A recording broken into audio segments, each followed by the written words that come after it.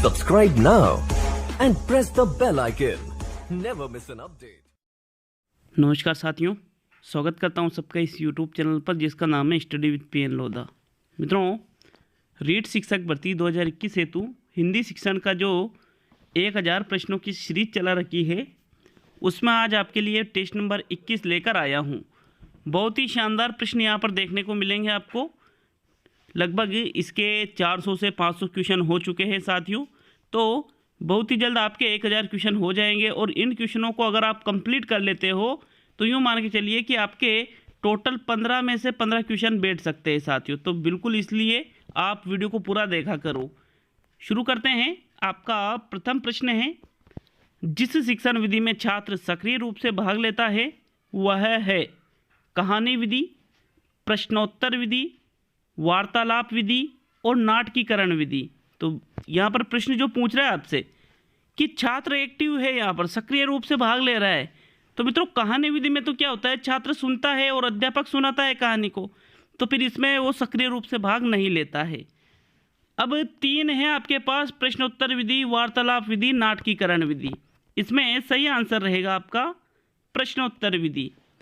प्रश्नोत्तर विधि में छात्र सक्रिय रूप से भाग लेता है, क्योंकि मित्रों प्रश्नोत्तर विधि में क्या होता है कि अध्यापक छात्रों से प्रश्न पूछता है और छात्र उन प्रश्नों का उत्तर देते हैं। तो साथियों यहाँ पर सक्रिय रूप से भाग ले रहा है बिल्कुल वो, इसलिए विकल्प नंबर 2 आपका यहाँ सही है।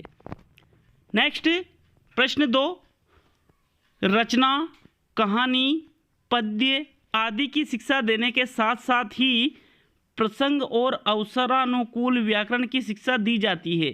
कौन सी विधि में? समवाय विधि में, भाषा संसर्ग विधि में, आगमन विधि में और निगमन विधि में। तो साथियों देखिए क्या है क्वेश्चन, रचना बच्चों से रचना करवा रहे हो, बच्चों को कहानी सुना रहे हो या उनको पद्य पढ़ा रहे हो, तो उसके साथ साथ ही आप अवसर आने पर व्याकरण की शिक्षा भी दे रहे हो, तो उसको कहा जाता है समवाय विधि। समवाय का मतलब सीधा सा होता है साथ साथ, जो किसी अन्य चीज़ का जो शिक्षण हो रहा है उसके साथ साथ अगर व्याकरण की शिक्षा दे दी जाए तो फिर उसको ही समवाय विधि के नाम से जाना जाता है। प्रथम विकल्प सही है साथियों दूसरे क्वेश्चन में। नेक्स्ट प्रश्न नंबर 3, निम्न में से उपलब्धि परीक्षण निर्माण का चरण नहीं है। शैक्षणिक उद्देश्यों को लिखना, छात्रों की कमियों की जानकारी प्राप्त करना, प्रश्न निर्माण करना और समंकन योजना बनाना। तो क्वेश्चन क्या पूछ रहा है आपसे, उपलब्धि परीक्षण निर्माण का चरण कौन सा नहीं है। साथियों राइट आंसर बताइए। इसका जो राइट आंसर है वो है छात्रों की कमियों की जानकारी प्राप्त करना। ये निदानात्मक परीक्षण में किया जाता है। किस में किया जाता है? निदानात्मक परीक्षण में किया जाता है। तो विकल्प नंबर 2 यहाँ पर आपका सही रहेगा तीसरे क्वेश्चन में। साथियों अगला प्रश्न देखेंगे। आपके चौथा प्रश्न आता है, आगमन विधि के रूपों की संख्या है। ये प्रश्न मैंने पिछला जो पेपर था रीट का 2016 वाला, उसका एक क्वेश्चन है, आगमन विधि के रूपों की संख्या कितनी होती है? 5, 2, 7 और 3। तो साथियों आगमन रूप जो विधि है इसके रूपों की संख्या की अगर बात करें तो इसके रूपों की संख्या होती है 2। कितनी होती है साथियों? 2 होती है। जबकि आगमन विधि में शिक्षण सूत्रों की संख्या कितनी होती है? 5 होती है। तो यहाँ पर आपका दूसरा विकल्प सही रहेगा प्रश्न 4 में। नेक्स्ट प्रश्न नंबर 5, आपके 5वां प्रश्न है, भाषा के संबंध में उपचारात्मक शिक्षण का उद्देश्य है। भाषा प्रयोग संबंधी कठिनाइयों की पहचान व उनका निदान करना, बच्चों को व्यस्त रखना, बच्चों को श्रेणीवार विभक्त करना और बच्चों की त्रुटियों की केवल सूची बनाना।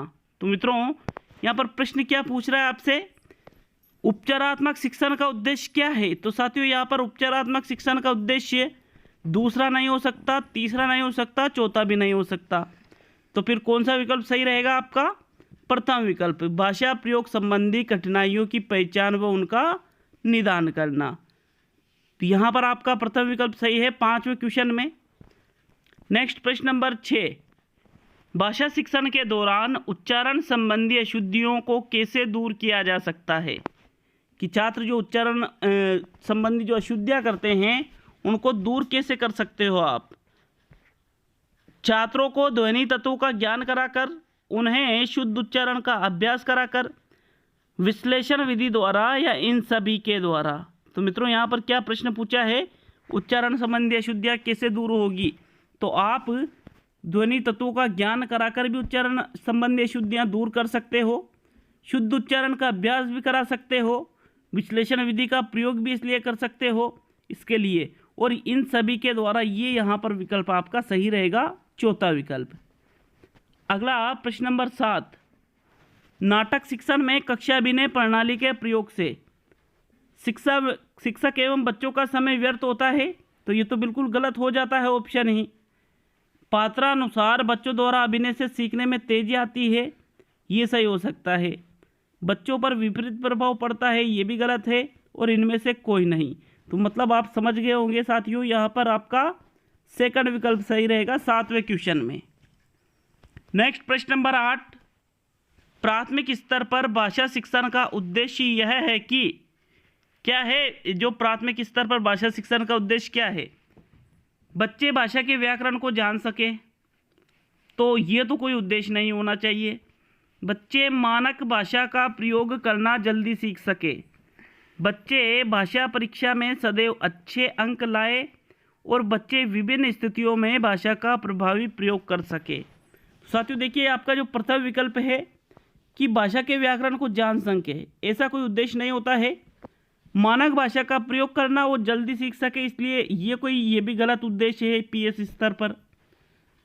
सदैव अच्छे अंक लाए, ये भी आपका इतना पॉजिटिव उत्तर नहीं है। तो फिर यहाँ पर चौथा विकल्प सही है कि जो अलग अलग स्थितियाँ हैं इसमें भाषा का बच्चे प्रभावी रूप से प्रयोग कर सके, ये भाषा शिक्षण का प्राथमिक स्तर पर उद्देश्य है। चौथा ही विकल्प सही है साथियों। नेक्स्ट प्रश्न नंबर 9,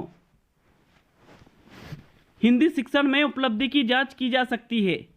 उपलब्धि परीक्षण से, बुद्धि परीक्षण से, वस्तुनिष्ठ प्रश्नों से और मौखिक परीक्षा से। तो उपलब्धि की जांच तो उपलब्धि परीक्षण से ही होती है। यहाँ पर तो बिल्कुल सीधा सही आंसर था प्रथम विकल्प। प्रश्न नंबर 9 में प्रथम विकल्प सही रहेगा। नेक्स्ट प्रश्न नंबर 10, व्याकरण अनुवाद विधि को किस अन्य नाम से भी जाना जाता है। ध्वन्यात्मक विधि, प्रत्यक्ष विधि, भंडारकर विधि और सैनिक विधि। तो व्याकरण अनुवाद विधि को भंडारकर विधि के नाम से भी जाना जाता है साथियों, क्योंकि इसका प्रतिपादन किसने किया था, भंडारकर ने। इसलिए तीसरा विकल्प आपका सही रहेगा 10वें क्वेश्चन में। नेक्स्ट प्रश्न नंबर 11, गृह कार्य का मुख्य उद्देश्य है कि जो बच्चों को गृह कार्य दिया जाता है उसका उद्देश्य क्या होता है मुख्य रूप से। छात्रों को घर पर व्यस्त रखना, कि भाई छात्र घर पर जब जाए तो उसमें व्यस्त रहे गृह कार्य करने में। पढ़ाए गए पाठ को दोहराने के अवसर देना, कि जो विद्यालय में बच्चों को पढ़ाया गया है वो वापस दोहरा ले छात्र घर पर जाकर। सुलेख की योग्यता का विकास करना और संबंधित पाठ में रुचि उत्पन्न करना। तो साथियों यहाँ पर जो राइट आंसर है वो है पढ़ाए गए पाठ को दोहराने के अवसर देना, कि छात्र को जो पढ़ाया गया है छात्र घर पर जाकर उसको वापस दोहरा सके, इसलिए ही गृह कार्य दिया जाता है। सेकंड विकल्प सही है। नेक्स्ट प्रश्न नंबर 12, भाषा शिक्षण के उपागम हैं पाठ संसर्ग उपागम, रचना शिक्षण उपागम, 1 व 2 दोनों, और इनमें से कोई नहीं। तो भाषा शिक्षण के उपागम की बात करें तो पाठ संसर्ग उपागम भी है, रचना शिक्षण उपागम भी है। मतलब यहाँ पर आपका तीसरा विकल्प सही रहेगा 12वें क्वेश्चन में। मित्रों कमेंट करके जरूर जाए जितने प्रश्न सही होते हैं, और ये भी बताएं हमें कि आपको ये टेस्ट पेपर कैसा लगा। वीडियो को लाइक करना नहीं भूले अच्छा लगता है तो, और चैनल पर नए हो तो सब्सक्राइब जरूर करें, ताकि जिसे वीडियो डालूँ तो उसका नोटिफिकेशन आप तक पहुँच जाए। और जिन लोगों के पास नोटिफिकेशन नहीं पहुंचता है वो बेल आइकन जरूर दबा के रखें, ऑल पे करके रखें बेल आइकन को, ताकि आपके पास सभी वीडियो के नोटिफिकेशन पहुंच सके।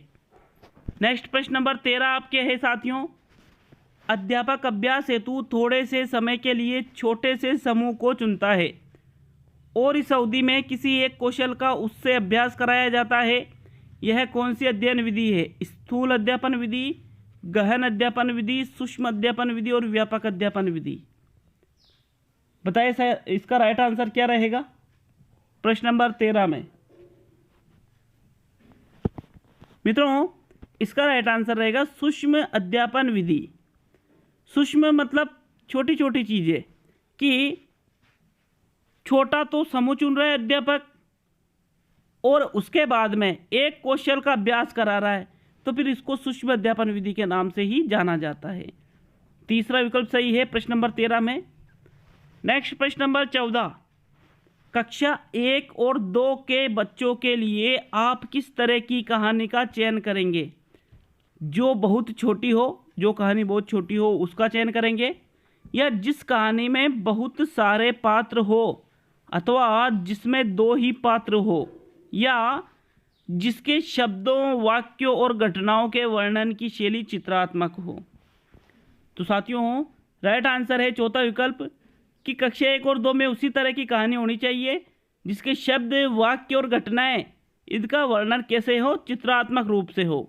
आपने देखा होगा कक्षा 1-2 की बुक्स में भी ऐसी ही किताबें, ऐसी ही कहानियां मिलती है। चौथा विकल्प सही है। और आज का अंतिम प्रश्न देखेंगे मित्रों, प्रश्न नंबर 15, भाषा शिक्षण में सबसे महत्वपूर्ण सिद्धांत है साहचर्य सिद्धांत, आवृत्ति सिद्धांत, बोलचाल का सिद्धांत और लिखने का सिद्धांत। तो साथियों, सबसे इंपॉर्टेंट सिद्धांत है आपके आवृत्ति का सिद्धांत। दूसरा विकल्प सही रहेगा प्रश्न नंबर 15 में, क्योंकि आवृत्ति का सिद्धांत आपके ज्ञान को स्थायी बनाता है। तो आज के ये 15 क्वेश्चन थे साथियों। बिल्कुल चैनल पर नए हो तो सब्सक्राइब करना नहीं भूलें। मिलते हैं साथियों अगले वीडियो में, और अगले संडे टेस्ट के लिए तैयार रहे, मेगा टेस्ट के लिए वापस। हर Sunday to Sunday mega test लिया जा रहा है आपका सभी के लिए, लेवल 1 हो, लेवल 2 हो, सेकंड में भी आपके SST हो या गणित हो, जरूर बिल्कुल वही संडे के दिन आपका टेस्ट होगा। तो मित्रों, कोशिश रखें कि 115 क्वेश्चन से कम ना हो। मिलते हैं अगले वीडियो में। बहुत बहुत धन्यवाद साथियों।